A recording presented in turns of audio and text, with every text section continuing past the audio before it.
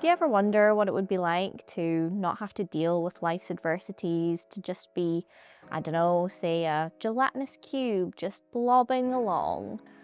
Surely they don't have to deal with all of the traumatic experiences we do, right?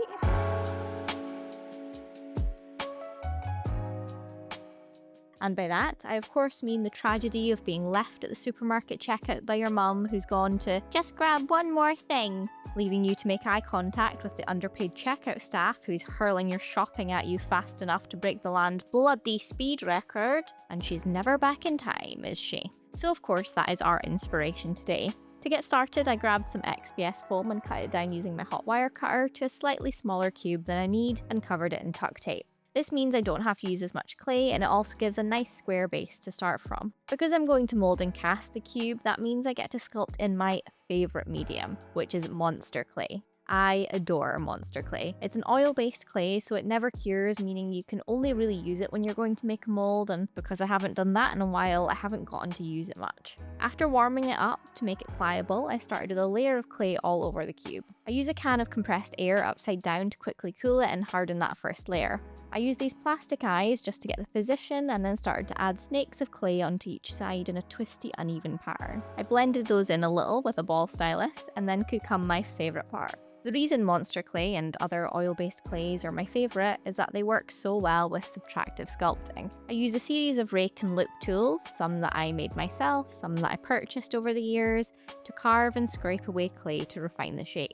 I took a break from that to work on the face a little because I thought it would be easier to map that out now. I know gelatinous cubes don't usually have faces, but we need to show the true psychological damage being left at the checkout can do, so he's gonna have one. Using my rakes and dental tools, I again scraped away material until I had something resembling a mouth in that awkward teeth-baring face we all do in moments like these. I, despite being too old for my mum to abandon me anymore, still pull this one out regularly in the shops when someone is looking at the thing I want to look at, and I have to pretend to be really interested in a tin of store-brand beans for 10 minutes until they fuck off.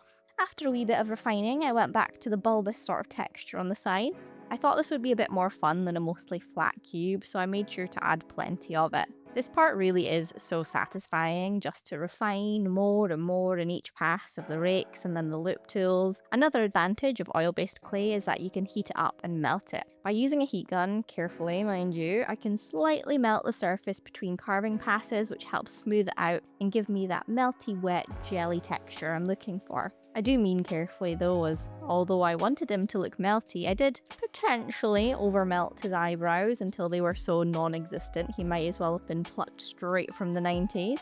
I did just want a suggestion of brow though to help with expression, so I guess I got that. Once I was happy enough with the sculpt, it was time to make a mold.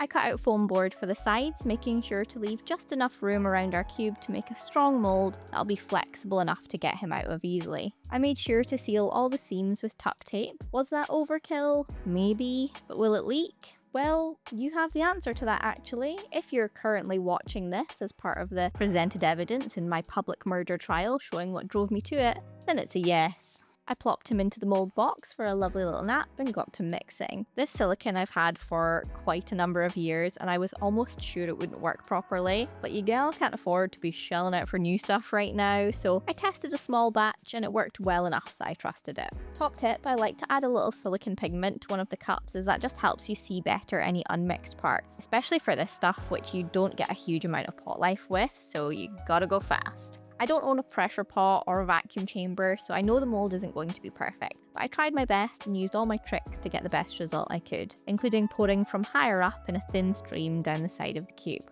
After 30 minutes though, it was cured and I could get the mold out of the box and clean it up. I deliberately made sure the cube wasn't too wild in shape so that I could hopefully get it out without having to cut the mold, and luckily enough it popped right out with a wee bit of coaxing. I could see some bubbles, which I expected, but all over, not a bad mold, and at least it's in one piece, so we don't have to risk any resin leaks because that is not something I have the emotional tenacity to deal with right now.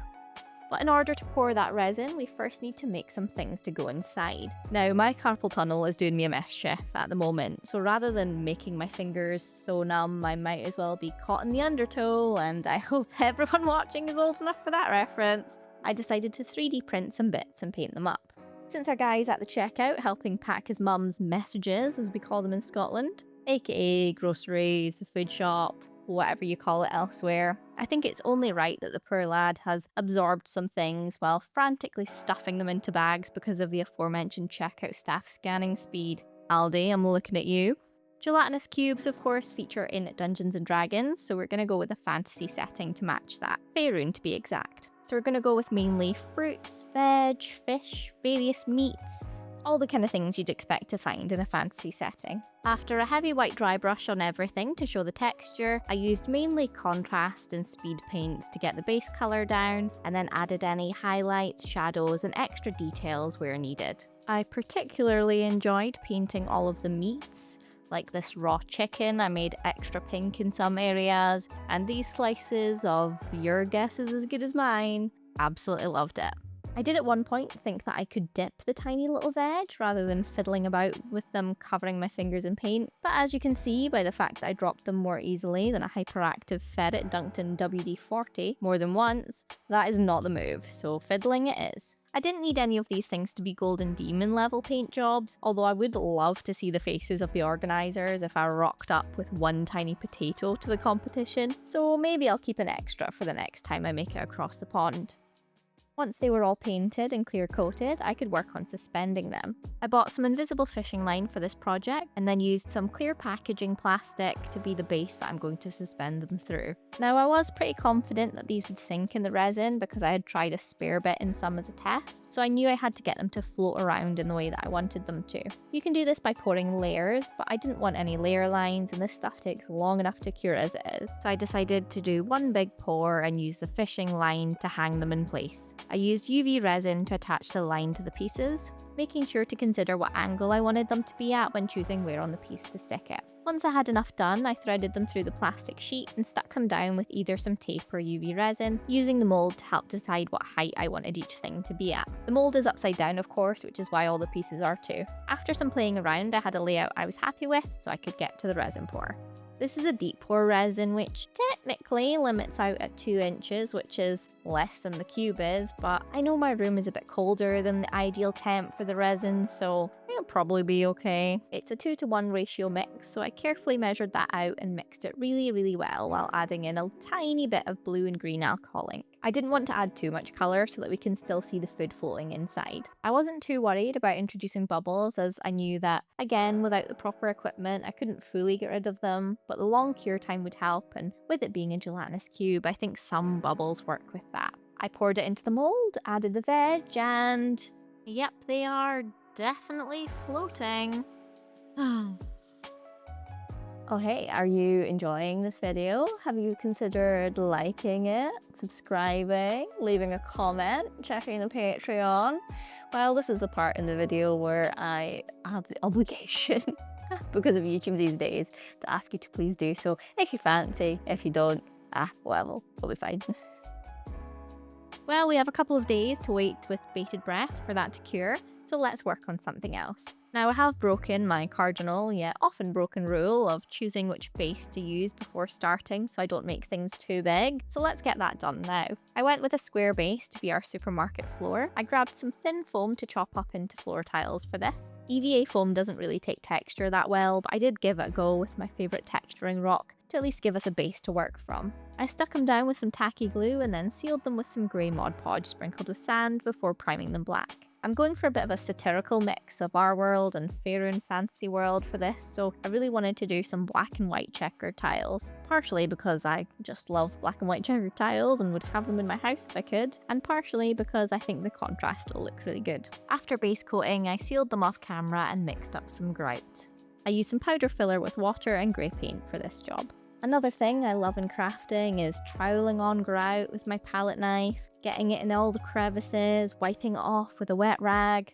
I think in a previous life I was probably a tiler or plasterer called Graham who quite enjoys his job and dreads finishing time when he has to go home and miserably eat mince and tatties while watching the Coronation Street omnibus and being berated by his teenage kids. Sorry, I think I left this plane of existence for a second there. Anyway, the sand helps these look a bit more like rough stone rather than just ceramic tiles, which comes out in the layers of grey dry brushing I'm doing here to finish off the base. Now we can't have a checkout without a checkout assistant, and here he is.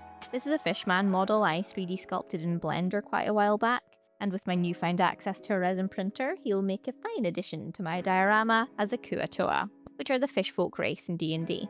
With some green stuff, RIP, I started making him an apron, as of course he needs a uniform. I think usually being full bollock naked is looked down upon in the customer service industry. I used this Hessian fabric that will come into play later to add some texture.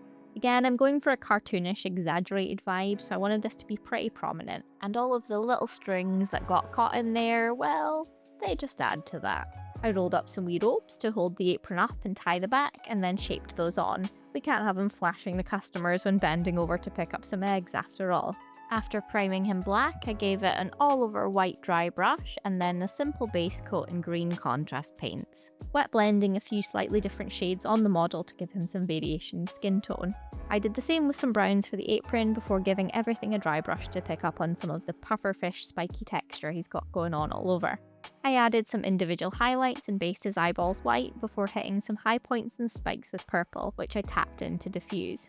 I added some really light gold to his eyes to give him that almost metallic fisheye effect, before painting in some nice big pupils. The resin was finally cured by this point, so I popped out the cube to inspect the cast, and I gotta say, it came out pretty well. Plenty of bubbles, which we knew were inevitable, but a lot of those won't be so visible in a moment. And although the veg floated about a bit, I did prod them back into place with a toothpick while it was curing and managed to get them mostly back in place. With some white acrylic ink, I began defining some of the facial details. I didn't know how much I wanted to be transparent and how much to fill in.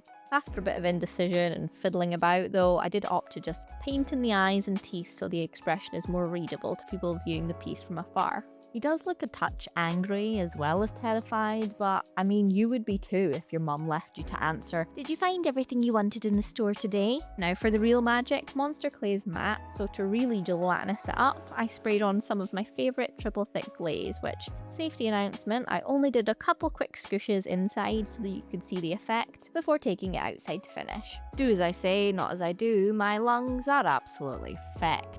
I mean, not sponsored, I wish I was, but this glaze is just so good. It's one of those magical products that I don't have to use very often, but when I need it, it just comes in clutch every time. It's so thick and glossy and wet look, smooths everything out really well. It's just brilliant. The only thing that's not brilliant, I will say, is the fact that I realized I was running low after using it on the cube. Went to go order some more and it doesn't exist anymore. Apparently you can't get it in the UK now. Why? Who knows? I can't find any information about it at all. I feel like this is just a thing that happens whenever you find a really brilliant product. I mean, I have been using this for years, so who knows when this happened. I've had this one a while, but they just disappear, and then it's like the search for the Ark of the Bloody Covenant every time you want to do a glossy glaze on something. Honestly, unfair. So I guess it's time to get onto that checkout we've talked so much about, which I started off with a base of foam core and hot glue. I scored a piece to make this curved part and added some masking tape to keep things in place. The conveyor belt part will need to be lower, so I added a recessed piece before adding the tabletop to the rest of it. As with the other things, we're going for a fancy version of a modern checkout, so this one's going to be all wooden. I used a riffler tool to texture some coffee stirring sticks and then got my palette knife skills back out, RIP Graham, wish those kids could see you now, and spread some tacky glue to stick various lengths of stirrer to. This takes a bit of time, but I like the look of individual boards with unevenness and gaps rather than just carving in texture all over. I was about to get to chopping off some overhanging bits. I did realise, however, that I'd made an absolute arse of it. Using this first failed Fishman print, say that 3 times, you can see it's way too tall. I think my whole scale is just a suggestion catchphrase is coming back to bite me because this is not a scale gap that I consent to. Rather, I mistakenly measured the sides before putting the top on. Yep, I'm a twat. So I grabbed my Dremel to cut through the wood and foam and got it back down to a reasonable size. I finished up the wooden boards for all of the flat areas and it was time for a nice hot cup of coffee stirring stick. This is in fact just some hot water that I used to heat up the sticks so that they would bend around the curves of the checkout. I used CA glue to stick these ones on because no chance was I holding them in place till the tacky glue dried. I finished bordering everything else and then created a little till area. I didn't think they'd have a full till in this made-up fusion dining experience of a setting I've created, so I made a divider and then a little tray to collect the cash. Using my miter shears, I cut down this wooden skewer to make our next addition, which will be a hand crank. This will go down by the side of our brave warrior of customer experience to wind the conveyor belt and bring the food towards him, just like a real checkout would with, electricity and motors and things. I made sure that it was glued in a suitable position, which I think we can say he approves of mightily. Whilst I had the skewer and shears out, I shaved down some tiny discs that will be our coins for the till. I sprayed them gold as, let's be honest, with prices these days you might as well have to pay your weekly big shop in gold itself, so most of them will be as such. I did pop in a couple of silver and bronze ones too, just in case someone happens to want to buy one singular cucumber. There's always one. In a shop, we must have some shopping bags, and rather than modern plastic, I think we'll go for some parchment paper bags, which I made by tea staining some paper and letting it dry. I then cut that out and folded it into little bags, which I probably should have looked up to see if I was doing it right, but they came out pretty well with just guessing. I glued the seams down with this old Pritt stick that's definitely seen better days. It actually resembles the Pritt sticks that one weird kid in class had in school. We all remember him. He kept licking the glue instead of actually doing his work. I promise I was not the Pritt stick kid. I know I'm a bit unusual, but I swear that wasn't me. I was the PVA glue all over my hand and then peel it off kid, if you must know. Back to the checkout, I chose to prime it black just to cover some of the gaps and make sure no white or yellow tape showed through. I did a heavy white dry brush and then a good dousing of my homemade brown wash all over. This was the second time the screen part came off, and I wasn't sure that I liked it anyway, so I just got rid. After that, I did a lighter dry brush of various browns and light greens to give some colour and bring out the texture, whilst weathering the wood to make it look a bit older and worn. I also did the same thing to these wee checkout belt dividers that I made out of some of the stirrers, because of course we have to have those too. With a bit more tacky glue, I could stick down the hessian to act as our conveyor belt, tucking it in as if it was looped below and ready to reel round with the hand crank as things get packed. With some tweezers, I filled in the cash drawer with the life savings required to buy a beetroot and 2 garlics and moved on to some branding. Now, I've never used waterslide decal paper before, so I thought this would be a good project to try it on. I drew up a logo for Faerun Mart, your local supermarket for all your meat and veg based needs, and printed out lots of sizes to try. I carefully cut them out and popped them in a tray of water following the instructions. After a few seconds, they release from the backing and can be slid off and onto your piece. I started off with the bags, which I think came out pretty good, if a little off-center as a first try. Then I gave our shop assistant's uniform a jazz up with a big one on the chest, making sure to dab off the extra water and smoosh it into the shape of the apron with a cotton bud. I also made some next customer please signs for the dividers, which I popped on next. These make me really happy for some reason. Feeling confident with my water sliding, I took the plunge and slid on some big logos to the checkout itself, one on the side and one right up front. After letting those dry, I could move on to some flocking. I mixed some various textures of green flock with Mod Podge and then brushed them on in patches all around the checkout, sprinkling some dry stuff on top. The mixture makes a nice mossy, creeping effect, and the dry sprinkle on top just helps it look a bit more natural. I had a wee bit less space than I anticipated, so I did make a few too many foods, which I guess I can keep for next time, but it did mean that I had to carefully choose what to add to the belt, along with, of course, the next customer please divider in the middle. I popped our spare divider down for future customers, and got to work on the bags. I stuffed them with some tissue to raise up the food so I don't have to use up any that won't get seen, and with more tacky glue I arranged some pieces sticking out the top. I really like the string of garlic bulbs, which is about how much garlic I use per recipe, so I definitely need a few of these for sure. This one, along with some other bits, gets a bottle of presumably alcohol, because our mum is definitely on the swally with the behaviour she's been exhibiting today. Then it was finally time to get things stuck down, so I glued the checkout first, which fits nicely along the centre. Then I used some 5-minute epoxy for your man here because I didn't want him to tip over and break off. I popped our anxious cube down next, frozen in an awkwardness we can all relate to, and then dropped in the filled bags to the free space, using some bottles and other things to keep everything upright whilst it cured. And with that, we are done. Thank you so much for joining me and watching this video through. Thank you in particular to my Patreons as always, and I'll catch yous after.